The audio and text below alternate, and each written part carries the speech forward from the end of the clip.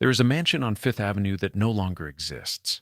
It stood at the northeast corner of Fifth Avenue and 65th Street, its limestone facade turned toward Central Park, its 40 rooms arranged around a ballroom that was, for several decades in the last century, the most coveted room in America. To receive an invitation to that ballroom was social coronation. To be excluded from it was social death. Not metaphorical death, not inconvenience or embarrassment, but a real and consequential closing of doors that governed who your children could marry, which banks would extend you credit, which clubs would take your membership, and whether the world you had spent your fortune trying to enter would ever truly open to you at all. The woman who controlled those invitations did not hold elected office. She commanded no army. She had no legal authority of any kind. She simply decided, and because she decided with such absolute and practiced certainty, and because enough powerful people in New York and Newport and across the whole of American society needed that certainty the way they needed a fixed star to navigate by, the decision held for 30 years without serious challenge. Her name was Caroline Webster Schermerhorn Astor. She was the architect of the 400, the most exclusive social hierarchy ever constructed on American soil, and she enforced its borders with a precision that would have impressed a border guard. She decided which families had earned the right to call themselves part of the American aristocracy and which had not. And she made those decisions according to criteria that she had largely invented and was perfectly positioned to enforce because she happened to satisfy all of them herself. And then her mind began to fail her. Not suddenly. The way these things happen, first slowly, then completely. In her final years, the servants who had maintained her mansion found her dressed in her finest Worth gown, standing before her own life-size portrait in the drawing room, greeting guests who had been dead for a decade or more. She planned dinners her butler understood would never be served, reviewing menus and seating arrangements with the same meticulous attention she had brought to the actual dinners of her reign. She ordered goods from shops, and her family had quietly arranged for the goods never to be delivered so that she could continue to believe the ordering mattered. She wrote invitations to balls that would never be held, and handed them to servants who accepted them gravely and set them aside. The great mansion fell into a silence that spread room by room until whole floors were shuttered, the furniture draped in dust covers, the chandeliers cold and dark.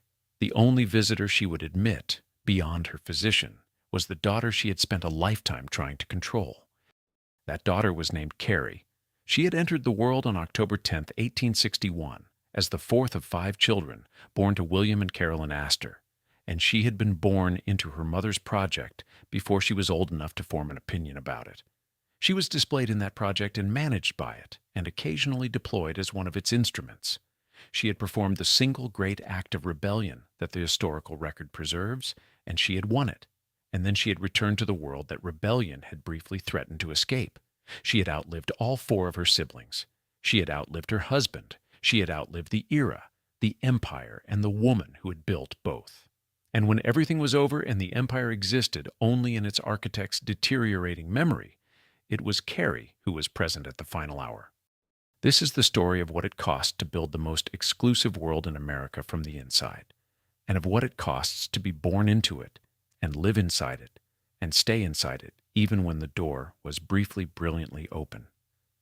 Before we go any further, we would love to know where in the world you are watching from today. Drop your city or country in the comments below. And if you are new here, please consider subscribing so you never miss a story like this one. Now let us go back to where it all began. The New York that Caroline Webster Schermerhorn entered on September 22, 1830, was a city in the middle of an identity crisis it would spend the next 7 decades trying to resolve. The old Dutch and English families who had built the city from the ground up looked around them and saw new people arriving in waves, new money accumulating in the hands of people who had no claim to the lineage and no patience for the traditions that lineage implied. The streets were filling with immigrants and with American-born strivers from other cities and other states, people who had made fortunes in ways that the established families found distasteful or at least unworthy of the respect that old money demanded. The city was growing faster than anyone had planned for, and in that growth, The old families sensed the particular terror of the privileged, that what they had could be diluted simply by the arrival of enough people who did not share it. Into this world, Lena Schermerhorn was born with every possible advantage that the old New York aristocracy could provide. Her father, Abraham Schermerhorn, ran a successful shipping business and had accumulated a personal fortune of $500,000 by the time of her birth, a sum that placed the family among the city's most comfortable, but the money was almost secondary to the name. The Schermerhorns were Knickerbocker families, meaning they were descended from the original Dutch settlers of New Amsterdam, and in the social mathematics of mid-19th century New York, that ancestry was worth more than most fortunes. Her mother was Helen Van Cortlandt White Schermerhorn, and the Van Cortlandt name was among the most distinguished in the city's entire history, tracing its roots back to the earliest decades of Dutch settlement. Lena had been born, in other words, at the very apex of the world she would later spend 30 years defending, and she understood from an early age what it meant to be there and what it would cost to stay there if the world kept changing, the way it appeared to be changing. She was the ninth of 12 children, which meant she grew up in a full and structured household with well-developed ideas about family obligation, social duty, and the correct presentation of a family's best face to the world. The family lived first at 1 Greenwich Street near the Bowling Green, at the very southern tip of Manhattan where the old Dutch city had originally concentrated itself, then moved progressively northward as lower Manhattan filled with warehouses and counting houses and the fashionable addresses retreated up the island away from commerce. Her education was conducted by a French émigré named Mrs. Benzie, who taught her to speak French fluently, which was in her social world a marker of genuine cultivation. The curriculum she received, as with all girls of her class and generation, was not designed to develop her as a thinker or a scholar or a person with independent intellectual ambitions. It was designed to produce a woman who could manage a great house, receive guests with calibrated warmth, organize a seasonal social calendar, present herself and her family to maximum advantage in every situation the world was likely to put her in, and arrive at a great marriage in the best possible condition for sustaining it.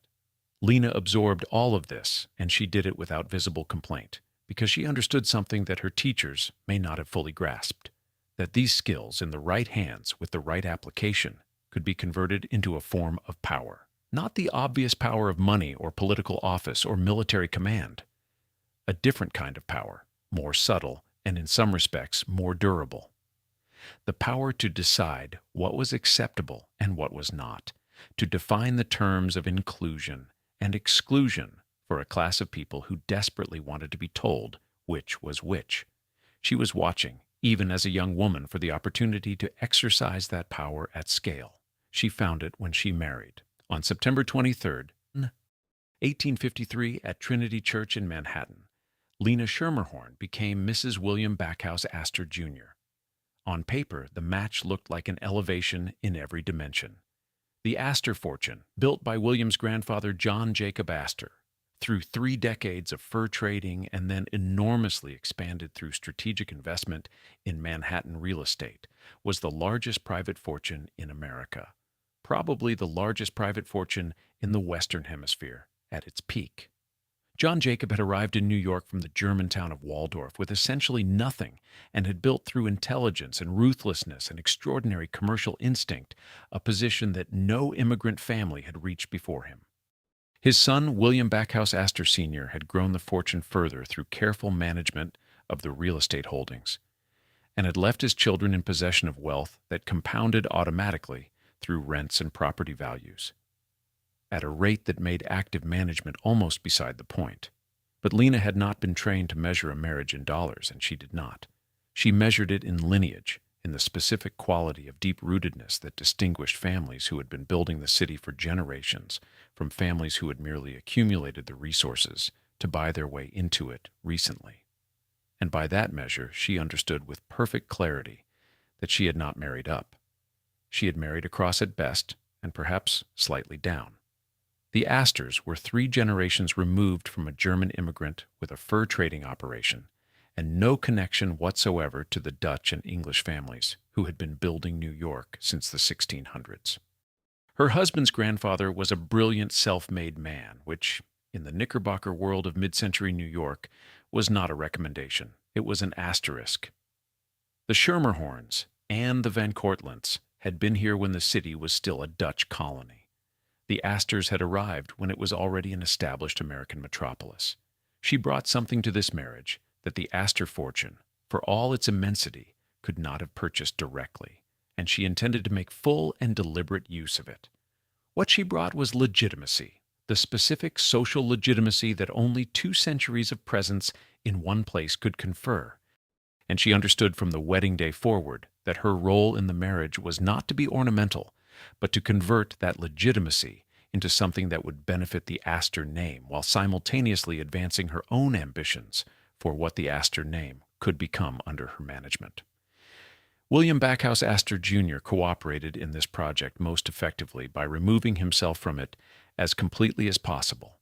He had graduated from Columbia College in 1849, the year his father was at the height of his powers, and he had inherited his father's fortune without inheriting his father's hunger for the work of building it. He preferred pleasure to business, leisure to obligation, and the open water to the drawing room. His yacht, the Ambassadress, was at the time of its commissioning the largest private sailing vessel in the world, and he lived aboard it for substantial portions of each year, sailing the coasts and harbors of America and occasionally Europe with the contentment of a man who had been released from the requirement of pretending to have professional ambitions. He maintained the Hudson River estate he had built called Ferncliff, where he rode horses and managed his horses' training and race schedules with more attention than he gave to the family's real estate portfolio. His horse Vagrant won the Kentucky Derby in 1876, which gave him more genuine pleasure than any social triumph his wife had ever engineered. He spent his winters in Jacksonville, Florida, where he had purchased 80,000 acres along the St. Johns River in 1874 and built an entire town he named Manhattan, which was later renamed Astor in his honor, and where he also pursued women whose reputations were considerably less impeccable than his wife's. When he was in New York, he was a complication. He did not enjoy his wife's social events, found her guests tedious, and was known to arrive home during her larger parties and attempt to dismiss the orchestra and send the guests away before the evening had run its proper course. She learned to manage this by arranging for him to be detained at his club on the evenings of her most important gatherings, which he accepted without apparent objection, because it suited him as well as it suited her. He died on April 25, 1892, of an aneurysm in Paris, which was, in its way, the most fitting possible location for a man who had spent his life escaping one destination and moving toward the next. The marriage had lasted 39 years. They had produced 5 children. She had controlled every significant social decision for the household for all of those years, and he had funded that control without interference, which was the entire bargain, and both of them understood it as such. The arrangement between them, stripped of its social performance, was a business transaction of the cleanest possible kind. He gave her unlimited access to the greatest private fortune in America and stayed out of her way. She gave him the social respectability that his grandfather's immigrant origins had never quite managed to fully secure, the sense that the Astor name belonged in the city's oldest and most distinguished circles rather than merely atop its financial ledgers. He gave her the money, and she gave him the name, and neither of them required the other for anything that the other was not providing. The children came in the years that followed the wedding, and they grew up in a household that was being shaped with increasing deliberateness into something more than a family residence. Emily arrived in 1854. Helen came in 1855. Charlotte in 1858, Carrie, the 4th child and youngest daughter, in October of 1861, and finally Jack, whose full name was John Jacob Astor IV, and whose arrival in 1864 completed the family that Mrs. Astor would spend the next 3 decades simultaneously managing, displaying, and occasionally sacrificing to the requirements of the empire she was building around them. The house at 350 Fifth Avenue occupied the southwest corner of Fifth Avenue and 34th Street, directly beside the home of William's older brother John Jacob Astor III and his wife Charlotte Augusta Gibbies. The 2 households shared a wall and a mutual hostility for 28 years, the brothers living within feet of each other while their wives maintained a relationship of careful surface civility masking a deep and lasting antagonism. The children grew up surrounded by wealth and by the specific social pressure that comes from living in a household where everything, from the arrangement of the flowers in the drawing room to the precise wording of an invitation, carries the weight of a strategic decision. They grew up understanding that the world was sorted, that the sorting mattered enormously, and that their mother was the one doing the sorting. Carrie's particular position among the five gave her a quality that the world around her recognized early and named with a phrase she would carry for the rest of her life. She was not Emily, the eldest, whose position carried specific obligations and specific expectations about precedence and conduct. She was not Charlotte, whose story would unfold later into the greatest scandal the family would produce. She was not Jack, the only son, the heir, the one around whom the entire question of the Astor dynasty's continuation organized itself. She was the fourth child, the youngest daughter, and a New York newspaper would eventually describe her as the beauty of the House of Astor. That phrase was meant as a compliment, and in the social world she inhabited it was one, but it was also a kind of cage, because to be the beauty of a great house is to be valued for something external and temporary, something that belonged to your mother's project, as much as it belonged to you, something that could be displayed and deployed and pointed at as evidence of the family's distinction, in a way that had nothing to do with who you actually were.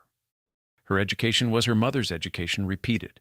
Governesses, French spoken at meals, music lessons, the correct management of the morning call, and the calling card, the precise gradations of warmth, appropriate to social interactions with people of various standings. Nothing that would produce a scholar or an independent thinker or a woman with ambitions that existed outside the frame of a good marriage and a well-run household. Everything that would produce exactly the kind of woman the world her mother was building required. She grew up watching her mother transform their house from a family home into the center of New York's social universe, watching the flowers arrive by the armload before each ball, watching the preparations that preceded every gathering, watching her mother stand before the Carolus Duran portrait in her Worth gown and her diamonds, and receive the city's most powerful families with the practiced authority of someone who had been doing this for so long that the authority was now simply part of who she was. Carrie grew up understanding that the world outside the mansion was something her mother managed, that her own place in that world had already been determined in outline before she was old enough to form an opinion about it, and that the role assigned to her was to perform it well. She performed it well. She was the beauty of the House of Astor, and she was present at the right events, and she was admired in the right ways, and she was being prepared for the right marriage. And then Ward McAllister arrived, and the empire her mother was building acquired its formal architecture. And Carrie's role within it became not merely a daughter's, but a piece on a board that her mother moved with deliberate strategic purpose. McAllister had been born on December 28, 1827, in Savannah, Georgia, into a family with strong opinions about social form and the importance of getting it right. He was a Francophile of genuine depth, which meant that he had spent considerable time and energy studying the wines, the cuisines, the formal protocols, and the social hierarchies of European courts and aristocratic houses, not as a tourist, but as a student of the systems themselves. He understood how exclusivity was maintained in societies that had been maintaining it for centuries. And he brought that understanding to New York when he arrived after the Civil War and surveyed the situation. What he saw was a city that had the wealth to sustain an aristocracy, but had not yet developed the protocols to define and defend it. He had the protocols. He needed the authority to enforce them. He found it in Mrs. Astor. He called her the Mystic Rose, a reference to Dante's Paradise, where the mystic rose is the central figure around whom all the blessed souls of heaven revolve. The comparison was extravagant, and it was also, within the terms of the world McAllister was building, precisely accurate. She was the fixed center. Everything else organized itself in relation to her. Whether she found the comparison charming or simply appropriate, she recognized immediately what McAllister was offering. He had a system. She had the authority that could make the system real. Together, they could build something unprecedented. The patriarch balls began in 1872. McAllister identified 25 men of certified social standing, each required to bring 4 male guests and 5 female guests whose credentials were equally beyond question. The categories he used to define the acceptable were the knobs and the swells. The knobs were the old money families, the Astors and the Golets and the Livingstons and the Van Rensselaers and the other Dutch and English families, whose wealth had been in place long enough to have acquired what can only be described as a geological dignity, a solidity that came from having been there so long that their presence felt like a feature of the landscape rather than an imposition on it. The swells were the nouveau riche, the industrialists and financiers and railroad men and oil speculators who had accumulated extraordinary sums in the decades after the Civil War and who now wanted social recognition to accompany their financial position. They could be admitted in McAllister's system, provided they demonstrated sufficient deference to the established order and sufficient willingness to observe the rules that the established order had devised. The annual January ball at the mansion on Fifth Avenue and 34th Street became the pinnacle of this system, the event at which social position was confirmed and social exclusion was enforced. To receive Mrs. Astor's invitation was to be certified as belonging to the best of American society. To be omitted was to be told, with the quiet finality that the absence of a card delivers better than any direct statement could, that you did not belong there yet, and possibly never would. Guests at the ball moved through 3 connected drawing rooms, processing toward the center where Mrs. Astor stood before her own portrait to receive them. She wore gowns made for her by the House of Worth in Paris, dark velvet with long trains and precious antique lace at the shoulders, embroidered in pearls and silver and gold. Around her neck hung triple strands of diamonds. On her bodice was fastened the diamond stomacher she favored above all her jewelry, a piece said to have been worn by Marie Antoinette before the Revolution ended that queen's ability to wear anything at all. A diamond tiara rested on her dark hair. Diamond bracelets circled her wrists, long diamond drops hung from her ears. One observer who attended one of these evenings and retained the presence of mind to describe what he had seen compared her to a walking chandelier, and the description spread through New York society because it was accurate enough to be irresistible. She received from a red velvet divan positioned on a raised dais at the far end of the ballroom. Those she wished to honor were summoned to sit beside her for a few minutes of conversation, and that summons was understood to be the highest social honor the evening offered. 90 couples danced to a live band on the floor below. Supper was catered by Carrie, the premier French restaurant on Fifth Avenue and 44th Street, and the menu ran to terrapin and canard canvasback and foie gras and courses that continued until well past midnight. A second supper often followed the dancing, and guests who remained until 3 or 4 in the morning were merely demonstrating their dedication to the occasion. The flowers alone, banked in every room, represented an investment in beauty that most Americans of the era could not have afforded in a year.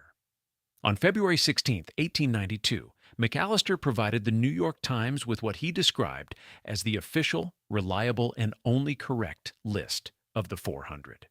The list contained 319 names, not 400, which made it more exclusive than the round number would have been. Every family that found itself omitted received the omission as a verdict.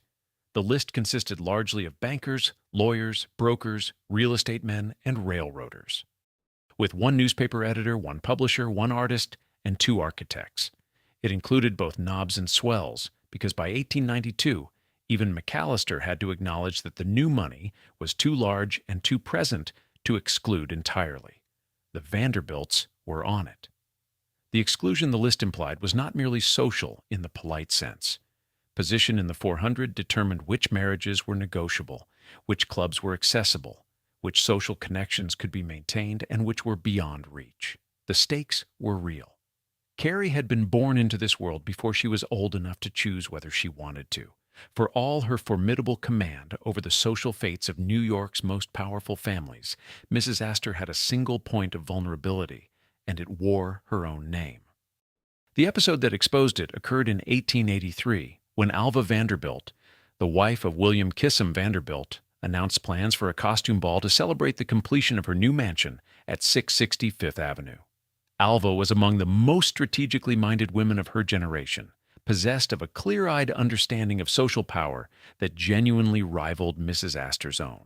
She understood something that Mrs. Astor had been reluctant to fully acknowledge: that the Vanderbilt fortune, built on railroads and now simply enormous, was too large to keep out of the highest social circles indefinitely. The fortune would eventually force the doors open.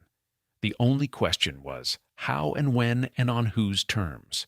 Alva's ball was planned on a scale designed to make refusal impossible. A costume event for 1,000 guests, the most elaborate private entertainment the city had witnessed, requiring months of preparation that included the organization of elaborate quadrilles.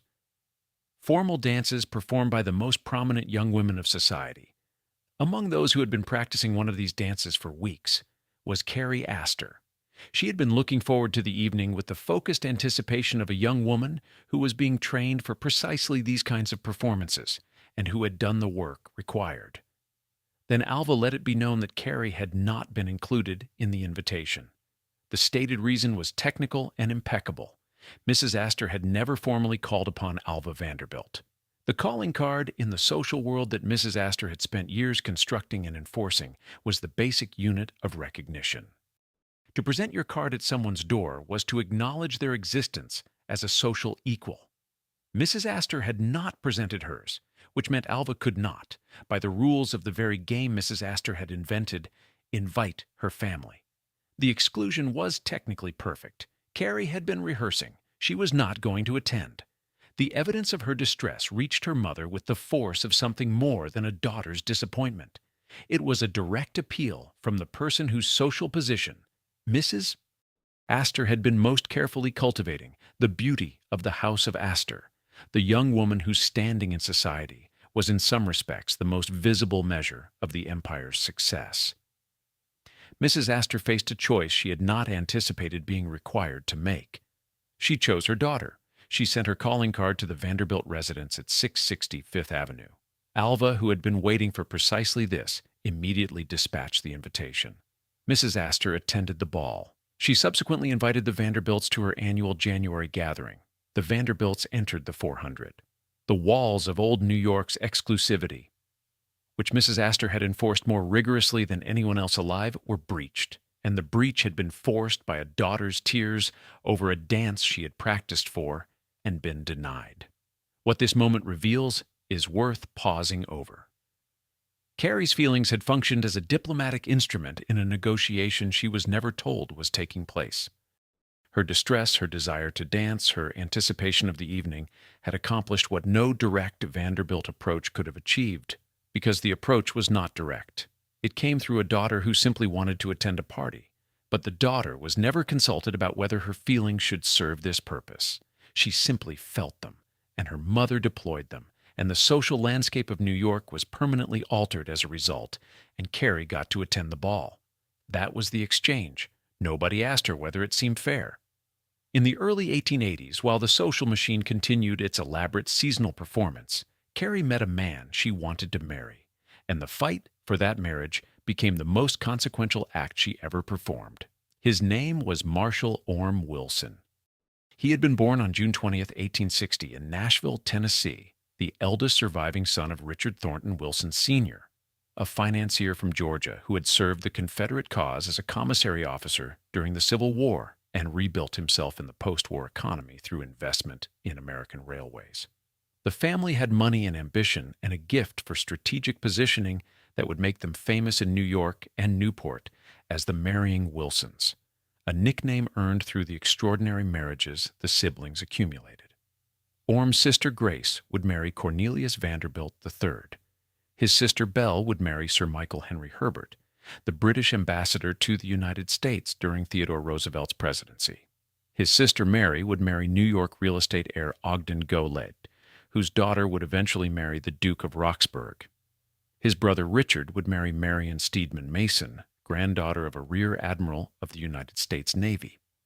The Wilsons were connecting themselves, marriage by marriage, to every significant node of American and European wealth and power, and Orme was the eldest, the standard-bearer, the one whose marriage would set the tone for everything that followed. Mrs. Astor's opposition was substantive and specific. Orme Wilson was new money. He was Southern, which in the world of New York's old Dutch and English families carried its own complicated freight. His father's fortune was entangled with Confederate service and with the kind of financial opportunism that followed defeat and Reconstruction, a history that the most fastidious old families found distasteful. To Mrs. Astor, who had spent decades drawing the distinction between wealth that had been in a family long enough to be respectable and wealth that was merely recent, this was precisely the wrong kind of man for the beauty of the House of Astor. Her daughter deserved better, which meant she deserved someone whose family had been here long enough to deserve her. Carrie had heard this argument and found it unpersuasive. She was in love with Orme Wilson, and she had decided she would marry him. And the mechanism she chose to enforce that decision is one of the most disturbing and revealing details in the entire biographical record of this family. She starved herself. Multiple independent historical sources document this clearly enough that it must be accepted as fact. She starved herself, reportedly into a state consistent with what later medical understanding would identify as bulimia, until her mother gave in and consented to the marriage. This was not a brief hunger strike or a theatrical gesture.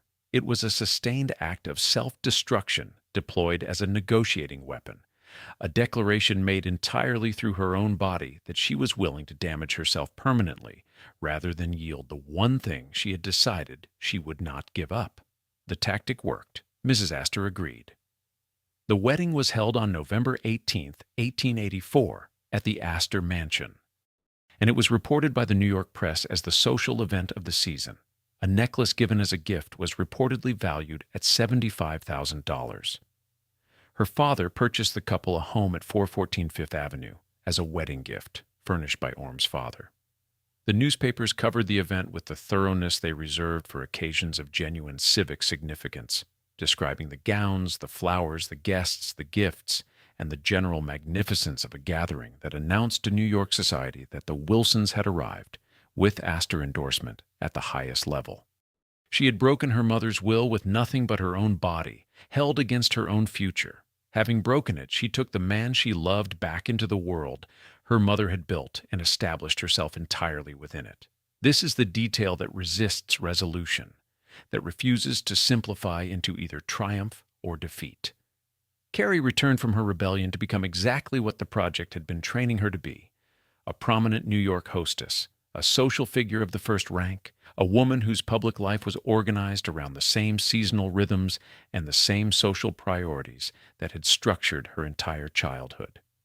She shared a Metropolitan Opera box with her sister-in-law, Grace Vanderbilt, the two families now formally joined, rotating the duties of opening night with the ease of women who had been born to exactly this kind of elegant management. She was everything her mother could have asked her to be. Whether this represented the final victory of the conditioning or the expression of values Carrie had genuinely internalized and genuinely chose to live by, only she could have said, and she left nothing in the record to answer the question. Whatever moved beneath the surface of the Astor household, the surface itself presented to New York a face of absolute and unquestioned authority. And by the mid-1880s, that authority had become something that resembled a natural feature of the city, rather than a constructed and maintained institution. The annual January ball was the crystallized expression of it. The mansion blazing with light on a January night, flowers in every room, 90 dancing couples on the ballroom floor, supper laid by sherry at tables that represented a standard of abundance most people would not encounter in a lifetime.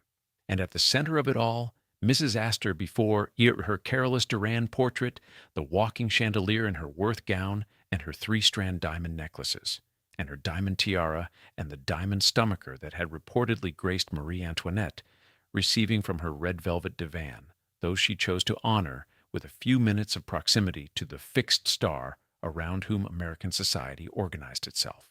The summer complement to the January ball was Beechwood, the Newport mansion that William had purchased and spent $2 million renovating in 1881. Newport in the summer was where the 400 went to be seen in a different setting, and Mrs. Astor had built Beechwood into the summer equivalent of the Fifth Avenue ballroom. Approximately 30 servants maintained the property through the 8 weeks she spent there each year, carriage rides along the cliff walk in the afternoons, yacht excursions in the harbor, lawn parties and formal dinners in the evenings, and balls that continued until the light began to come up over the Atlantic. The ballroom at Beechwood was large enough to accommodate the 400, which was one of the reasons McAllister had selected 400 as his number in the first place. The exclusivity was the same. The hierarchy was the same. Only the backdrop changed. Ward McAllister's death on January 31st, 1895, was, in its particulars, a portrait of what happens to the useful when they become liabilities. He had fallen into social disgrace following the publication of his memoirs, which exposed what the old families felt should have remained private, and the press had turned on him with an enthusiasm that no amount of social standing could deflect. He died dining alone at his club. 5 patriarchs attended his funeral. Mrs. Astor had a dinner party that evening and did not go. The man who had built her social architecture, who had called her his mystic rose, who had organized the patriarch balls and devised the 400, and given her the system that made her 30 years of dominance possible, died in social disgrace and was not mourned by the woman whose reign he had most enabled. He had been useful. He had ceased to be useful. The relationship had ended. This single fact illuminates the nature of the project more clearly than almost any other detail in the record. Mrs. Astor's relationships, even her most important ones, were ultimately instrumental. McAllister was the instrument. When the instrument broke and became instead a source of embarrassment, it was set aside with the same clean efficiency that had characterized every other exclusion in her career. Carrie was now fully established in the social world, with her own household and her own prominence. She and Orme had 2 sons, Marshall Orme Wilson Jr., born in 1885, and Richard Thornton Wilson III, born in 1886. They lived in the house at 414 Fifth Avenue that her father had given them, and they moved in the highest circles of New York and Newport, which was to say they moved in exactly the circles that Mrs. Astor had built and that Carrie had always inhabited. She was the continuation of the project into the next generation. She was what the project had been designed to produce. Behind the diamonds and the Worth gowns, behind the 319 names on the official list, behind the red velvet divan and the Carolus Duran portrait, and the January balls that had made Mrs. Astor the unquestioned sovereign of American social life, the family she had built was coming apart. Emily, the eldest daughter, died in 1881 at 27 years old, leaving behind 3 young children and a husband who survived her. Helen, the second daughter, who had married James Roosevelt in 1878, Roosevelt being a diplomat and the elder half-brother of the man who would become the 32nd President of the United States, died in 1893 at 38 years old, in England, of causes that contemporary accounts decline to specify. 2 of the 5 children were already gone before the empire reached what would turn out to be its formal peak. William died in Paris on April 25, 1892, of an aneurysm. And with him went the last vestige of the fiction that the Astor household was a conventional marriage rather than a social enterprise with a domestic facade. He had time, in his final months, to settle one family matter in the harshest terms available. Charlotte, the third daughter, had provided him with cause. Charlotte had married James Coleman Drayton on October 20th, 1879, in a match that came with a dowry of the annual income from a principal of $500,000, plus a Manhattan mansion on Fifth Avenue. Drayton was a Princeton-educated lawyer with family connections to the Southern gentry, socially acceptable in every visible dimension. By 1890, the marriage was in serious difficulty. By 1892, the difficulty had become public catastrophe. Charlotte had been spending substantial time in London in the company of Hallett Alsop Borough, a wealthy New Yorker, and the nature of that time together had attracted notice and then newspaper coverage that could not be suppressed. Drayton challenged Borough to a duel in Paris. Friends intervened before the duel could take place, but the story had already escaped into the newspapers, and from the newspapers into every drawing room in New York and London and across the Atlantic. One editorial described the impact as rocking the city's social world to its very foundation. William Astor, dying, disinherited Charlotte.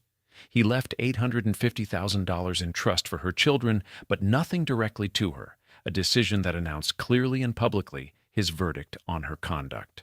Jack, her younger brother, immediately gave his sister $1 million from his own resources, a gesture of loyalty that cost him something significant and that Charlotte needed desperately. Charlotte filed a countersuit in the divorce proceedings. The divorce was granted in 1896, and Drayton took custody of the children.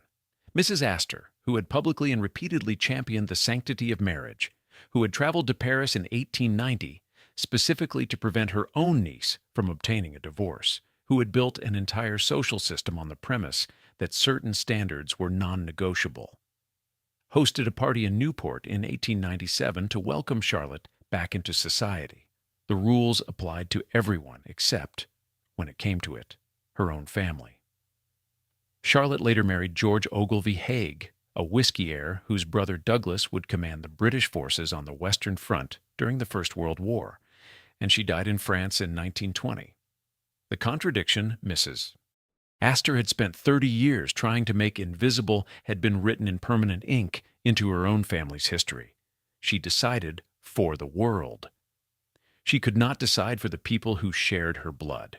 In the same year that Charlotte's marriage was disintegrating into scandal, a conflict was developing directly next door that would alter the physical landscape of Manhattan permanently and produce one of the most famous hotel names in the world from a family argument over a title.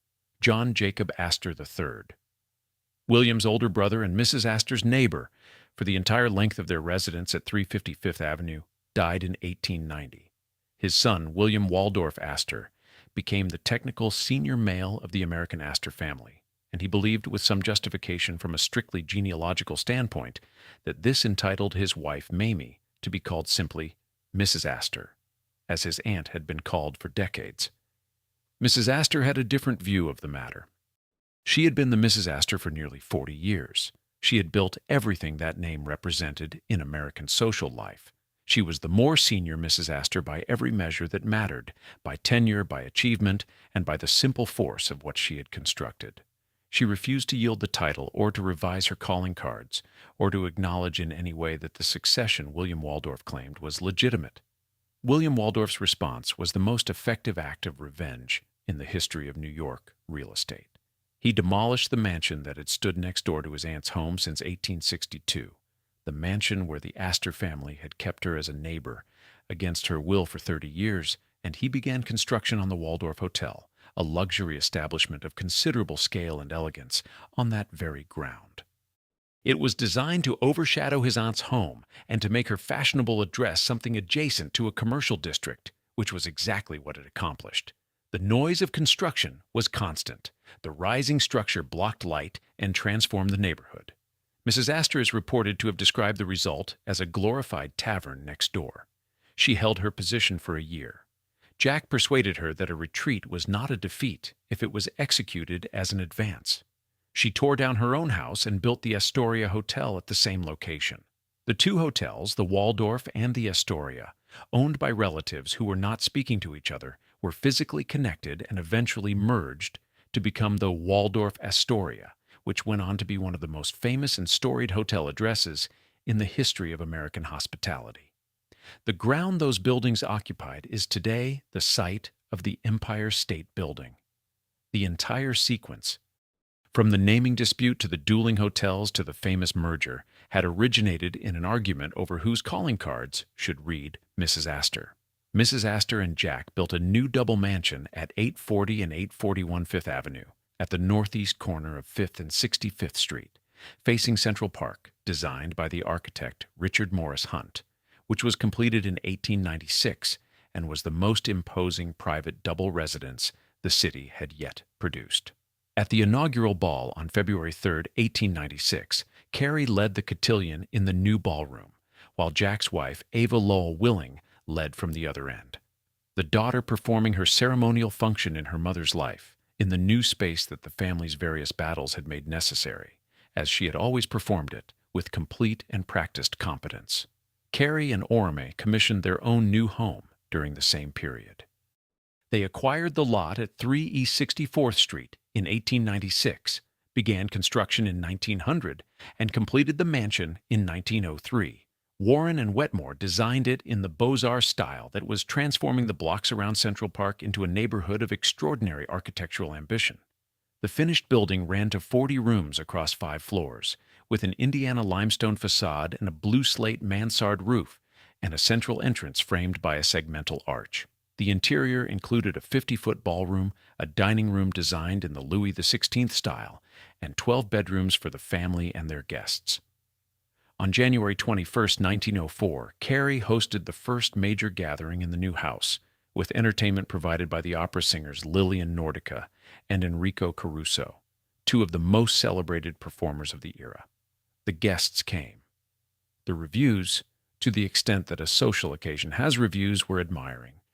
The city watched and approved, as it had always watched and approved the Astors and those who married them. But time was accomplishing what no social rival had managed, and by the first years of the new century, the empire that had taken 3 decades to construct was beginning to feel, at its edges, like something assembled for a world that was no longer quite the world being lived in. New York, after 1890, was a fundamentally different city from the one Mrs. Astor had organized in the 1870s. Immigration was transforming the population at a rate the old protocols had not been designed to process. New industrial fortunes were arriving from Pittsburgh, from Cleveland, from the Texas oil fields, fortunes that made even the Astor real estate holdings appear modest by comparison. The men and women who carried these fortunes had no investment in the careful gradations between knobs and swells, and no reason to defer to a hierarchy they had not been born into and did not need. The women who would succeed Mrs. Astor were already visible and in motion. Mamie Fish brought to New York society an irreverence that was the direct opposite of Mrs. Astor's grave authority. She was known to greet her arriving guests by observing that they all appeared to have older faces and younger clothes. She organized an evening at which the guest of honor she introduced as a distinguished foreign prince arrived and proved to be a chimpanzee, named for the occasion, the Prince del Drago. Teresa Fair Ulrichs hosted entertainments that treated the protocols Mrs. Astor had enforced as suggestions rather than commandments. Alva Belmont, formerly Alva Vanderbilt, having divorced Willie Vanderbilt in 1895 and married Oliver Belmont, operated with a freedom and a style that had been impossible within the marriage that had originally gotten her into the 400. These women were the future, and the future was already in the room. And it was faster and louder and less respectful of the distinctions that Mrs. Astor had spent her life drawing. The historian John D. Gates later placed the peak of Mrs. Astor's active influence in 1891. The years that followed were a long, gradual diminishment, though for a significant time it was possible to mistake the continuation of the rituals for the continuation of the authority behind them. The annual balls continued. The Newport summers continued. The Worth gowns and the diamonds continued. The Corrales Duran portrait continued to receive its living visitors in the drawing room. The January 9th ball of 1905 brought approximately 600 guests to the Fifth Avenue mansion. Mrs. Astor received before the portrait, as she had for 30 years, in her finest emeralds and diamonds, in the Worth gown, maintaining the ceremony with the same precision that had always characterized it. A correspondent from the New York Sunday World attended and wrote about it in terms that were respectful and admiring and faintly elegiac, as though the writer understood, without being able to state it directly, that they were documenting something that was drawing toward its conclusion. Nobody in the blazing ballroom that January night knew they were attending the last great gathering, least of all the woman in the Worth gown, who had held court at its center for 3 decades, and who had no intention of acknowledging that anything was ending. Then, one night, Mrs. Astor fell. She was coming down her marble staircase when she lost her footing. The servants found her on the floor below, moaning, her white hair matted with blood from the injuries to her head. A doctor was summoned and stitched the wounds closed. The physical damage healed, as bodies will manage when there is still sufficient will inside them to insist on it. But the fall had done something to her mind that stitching could not repair.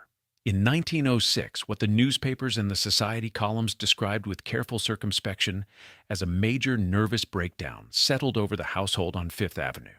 Later historians, examining the account with greater distance and better medical understanding, suggested that what had actually happened was a series of strokes. Whatever its precise clinical cause, the effect was visible and irreversible. Mrs. Astor discontinued the large dinners she had hosted 3 or 4 times each year, the intimate gatherings of the city's most significant families that had been as important to her social management as the annual balls. She stopped hosting them entirely. The Evening World later noted this fact with the kind of precision that suggests the newspaper had been watching for exactly this development. The invitations stopped going out. The preparations stopped being made. The drawing rooms fell silent in a way they had not been silent since Mrs. Astor had first decided in the early 1870s that they should be filled. By 1907, she had shut herself inside the Fifth Avenue mansion and stopped receiving visitors almost entirely. What happened inside those rooms over the next 2 years was documented afterward by historians working from the accounts of family members and the servants who had maintained the household through the decline. And the picture they assembled is among the most haunting final acts in the long history of American wealth. The household maintained her delusions by family instruction, because the only alternative was to take everything from her at once, and this they were not willing to do. When she continued to shop, the orders were accepted by the shopkeepers, and the goods were never delivered, family having arranged this quietly in advance.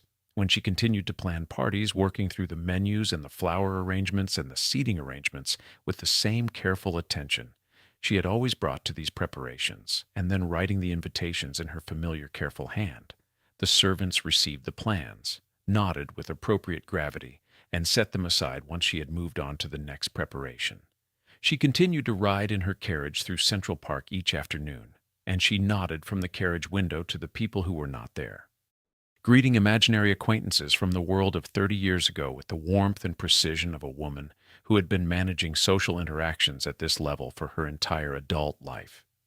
In the evenings, she returned to the mansion and received, in rooms that were otherwise silent, a constant agreeable flow of visitors who were all old friends, all people she was glad to see, all people who had been dead for years. The portrait was the center of her private world in those final years. She dressed in her finest gown, the Worth gown and the diamonds, the full ceremonial presentation that she had worn to receive her actual guests for 30 years, and she stood before the Carolus Duran canvas in the drawing room and greeted the guests arriving in her mind. The historian Dixon Wechter, writing in his 1937 account of American society, described how she stood before the portrait and received guests long dead, exchanging pleasantries with ghosts of the utmost social distinction. In the mornings, she reviewed with her butler the details of dinners that would never take place, going through the menus and the seating with the meticulousness that had always characterized her preparations. She maintained guest lists for balls that no invitation would announce. At one point, according to accounts preserved in family recollections, she became convinced she was pregnant and began making arrangements for a nursery. The Evening World reported in October of 1908 that for more than a year, Mrs. Astor had received nobody but her physician and her daughter, Mrs. Wilson. The only sign of life about her house since the previous April had come from the windows of her room. The woman who had decided for 30 years who could enter the best rooms in America had been locked away from reality itself.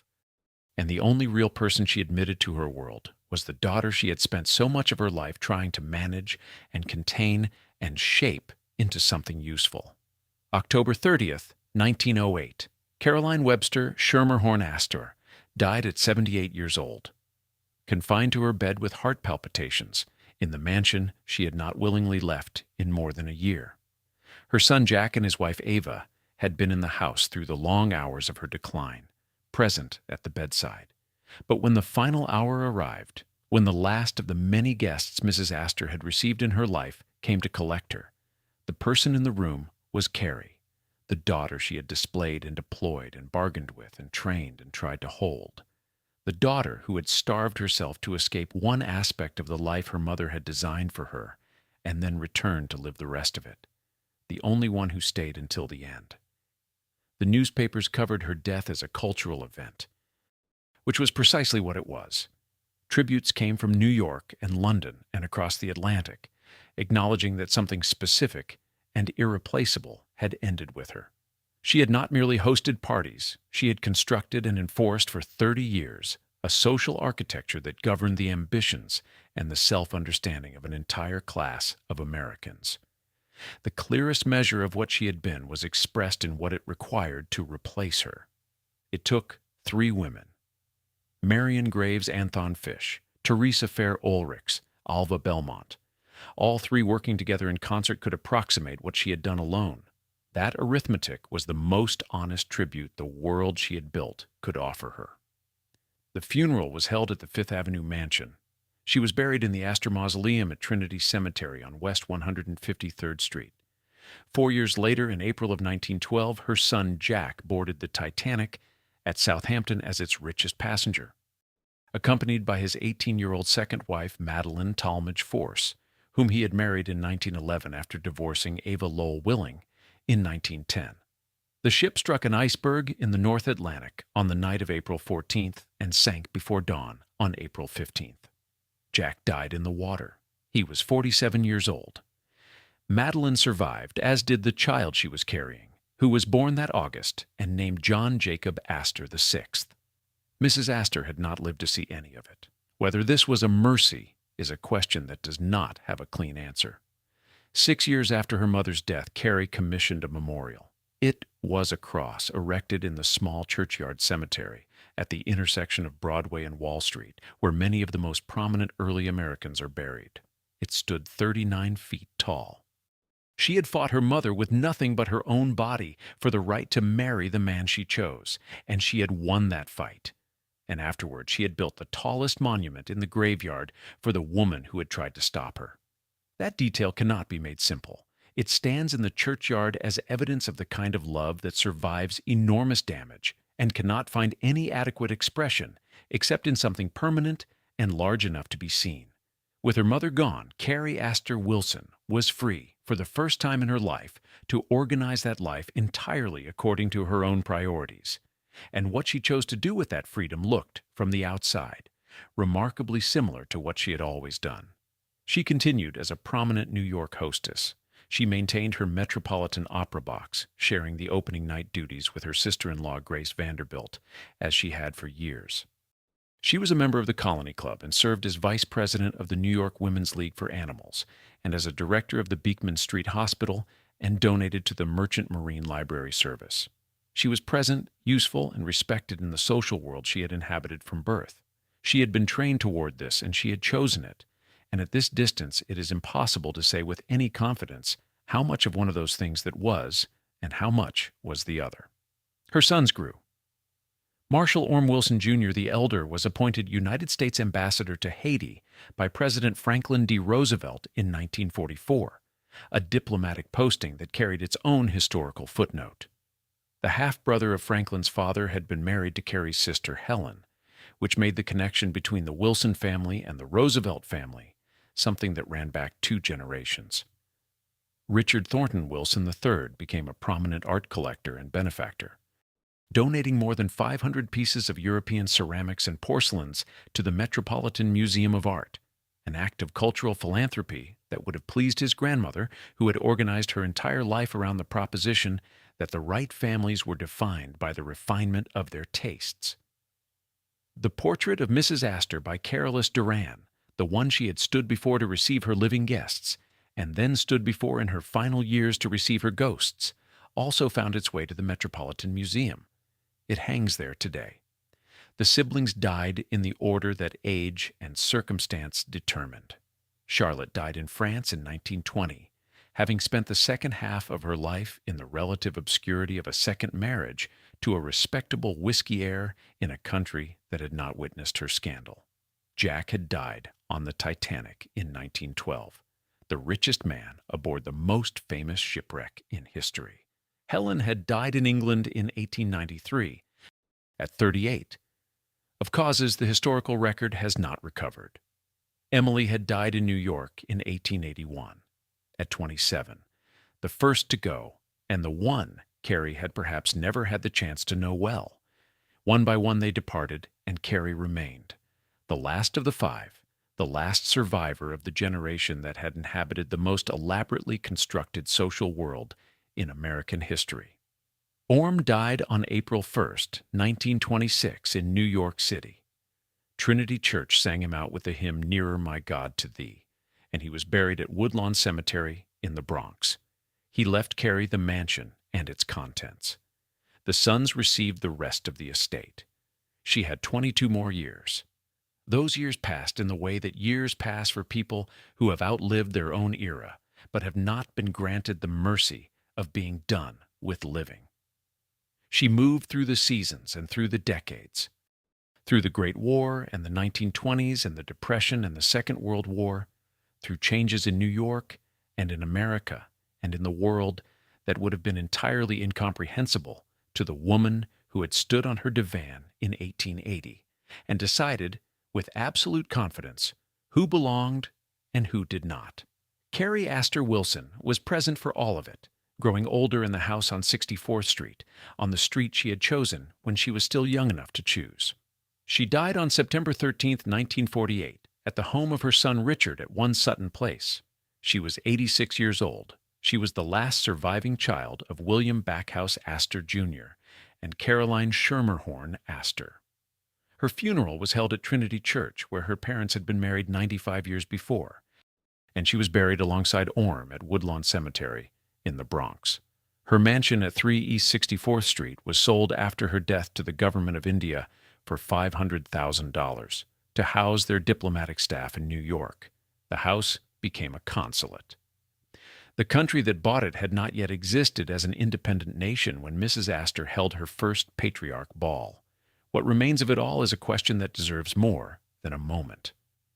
The Corrales Duran portrait hangs in the Metropolitan Museum of Art. The 39-foot memorial cross stands in the churchyard at Broadway and Wall Street. The Empire State Building occupies the ground where the mansion at 350 Fifth Avenue once stood, the ground where Mrs. Astor had built the ballroom that defined American social life for 3 decades. The Waldorf Astoria, in its current form on Park Avenue, carries the name born from a family feud over whose calling cards should bear which title. The Newport Cliff Walk still passes the ground where Beechwood stood. What cannot be preserved is the thing that Mrs. Astor actually built, which was not marble or limestone or hotel masonry, but a shared belief that ancestry and address and invitation constituted a form of distinction that money alone could not manufacture, that the right families were defined by more than their bank balances, and that it was possible and necessary to enforce this distinction in a republic that officially recognized none. She made this belief real through 30 years of meticulous, unwavering enforcement.